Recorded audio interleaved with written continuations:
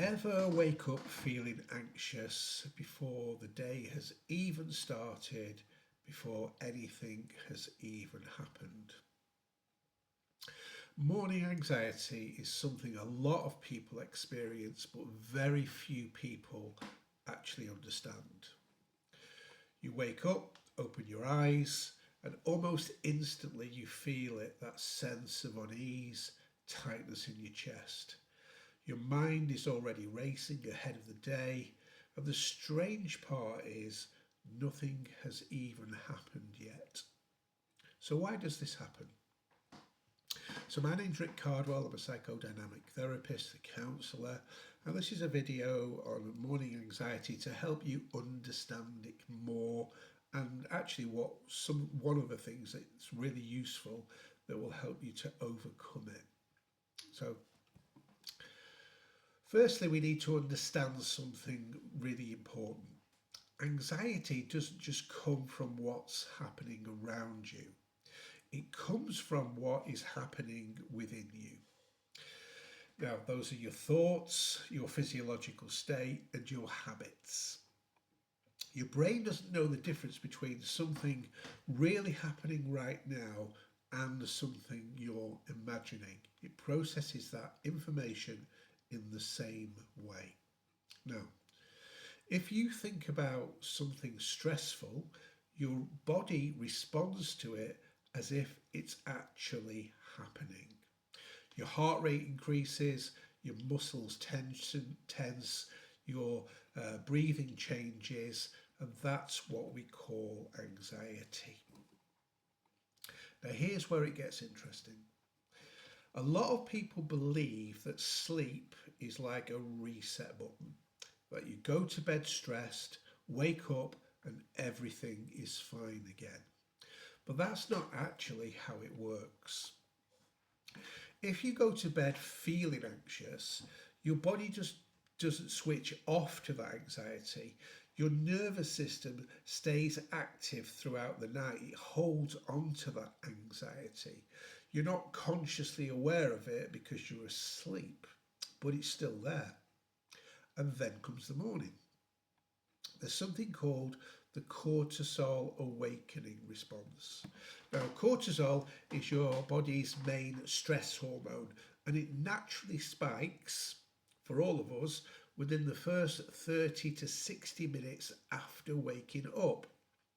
Now, this is normal. It's your body preparing you for the day to aliven your body to wake you up.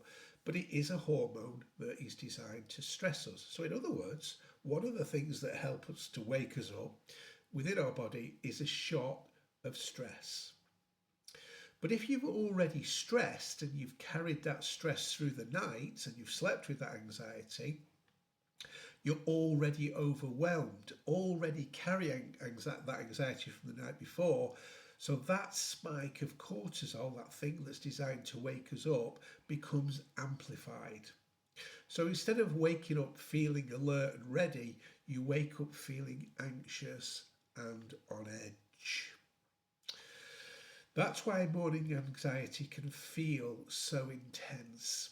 It's not just in your head, it's also physiological. It affects many, many aspects of your body. So, what does it actually look like? Well, you might feel restless, you might feel like you can't settle, and you can find yourself irritable for no reason. You might feel a tightness in your chest, your breathing's often very shallow, and your heart rate is higher than normal or what it actually should be. People with morning anxiety also struggle to concentrate or feel like their mind is already overwhelmed before the day even starts. And then on top of that, you start worrying about the fact that you feel anxious, which just feeds the cycle even more. So the big question is, what can you actually do about morning anxiety? So the first thing to understand is this. You don't fix morning anxiety in the morning. You fix it the night before. how you prepare your mind and your body before sleep has a huge impact on how you wake up. So if you're scrolling on your phone late at night, consuming social media, watching the news, drinking alcohol, or going to bed with your mind racing, you're essentially priming your brain for anxiety. So we need to start here. And the idea is that you create a wind down routine prior to going to sleep.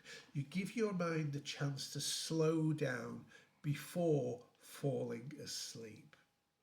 Now, this could be as simple as turning your phone off an hour before bed, reading something calming, practicing slow breathing, or even just sitting quietly and letting your thoughts settle. The second thing is awareness of your thinking, and this is very important in clinical psychology and how I help people understand that change can happen. It's the very thing that we look at and we train our minds to do. The awareness of thinking is so super important because your thoughts, they create your feelings. Those feelings create the physiological state of the body. So if the first thing you do in the morning is start thinking about everything you have to do, everything that could go wrong and everything that you're worried about, your body will follow. So instead, interrupt that pattern. When you wake up, don't immediately dive into your phone or your thoughts. Take a moment, focus on your breathing, slow it down, ground yourself. Gratitude is a really powerful tool to start the day. Find thoughts of gratitude and focus on positivity. Even just a few minutes in the morning when you've just woken up can change your state. Now, another powerful tool is movement. You don't need an intense workout. Just giving yourself body movement, stretching, walking, anything that helps to regulate your nervous system and burn off that excessive stress hormone, shift that cortisol.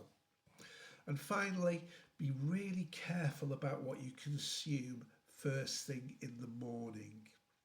If you start your day with social media or negative news, you're feeding your anxiety before you've even given yourself a chance.